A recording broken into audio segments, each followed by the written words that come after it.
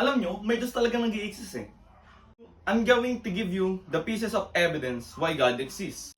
I want you to be practical. I want you to use your common sense on what I'm going to say. So, eto, I'm going to give you the first piece of evidence. First point. The order and design of the universe demands an intelligent mind. This door demands an intelligent mind, or a creator. This table demands an intelligent mind, or a creator. This chair demands an intelligent mind, or a creator. As well as, this t-shirt points to a designer, which is an tailor. Everything you see in life that's a design demands an intelligent mind. So, bakit yung mata natin, yung ilong natin, perfectly aligned kung nasaan siya? Bakit yung ilong natin wala sa puwetan natin? Bakit yung mata natin wala dito sa bandang kamay natin? Di ba? Napaka-complex ang human body. And I think, and I will argue on you, that everything that's a design demands a designer. Second piece of evidence, the Big Bang. The universe has a beginning, therefore, the universe has a cause. And the most uncaused cause is God, or a creator. Bakit? The Big Bang says na nagmula tayo sa wala, or sa nothing. Nakakita ka na ba ng nothing and came into something? I'll never see in my life that nothing came into something. Kalokohan yun. Wala kang makakitang bagay na nanggaling sa wala. Lahat is nag-cause by something para magmula ang bagay na yun. And the universe is caused by a something. And it's God. Or it's either nothing. It's up to you to decide. Is it more plausible that nothing caused the universe? Or God caused the universe? And if you're gonna ask me, so if God is the cause, who caused God? God doesn't have a beginning. God is eternal.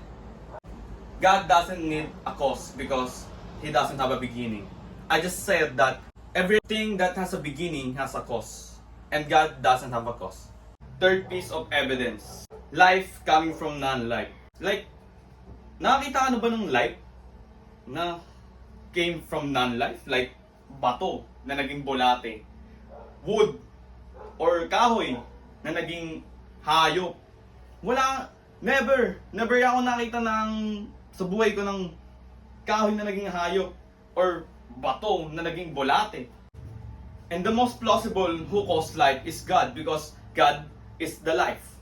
Maybe someone will argue, evolution caused the life.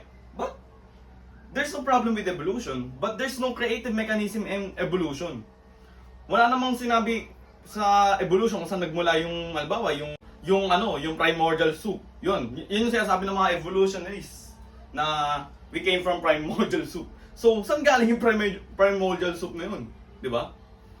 It's really impossible. Everything that's alive came from a life.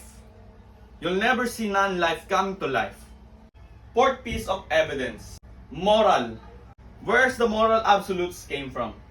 Bakit may moral absolutes? Magkakaroon lang tayo ng moral absolute kung merong mind prior to the human mind na nagde-define ng moral absolutes. And that is God. Because if there's no God, who defined morality?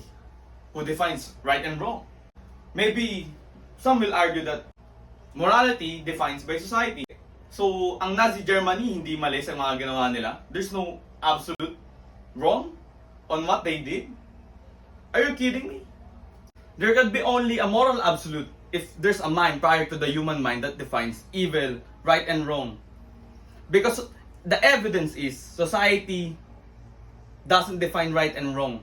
Hindi porket marami nagsasabi na ito, tama to, is tama na yun.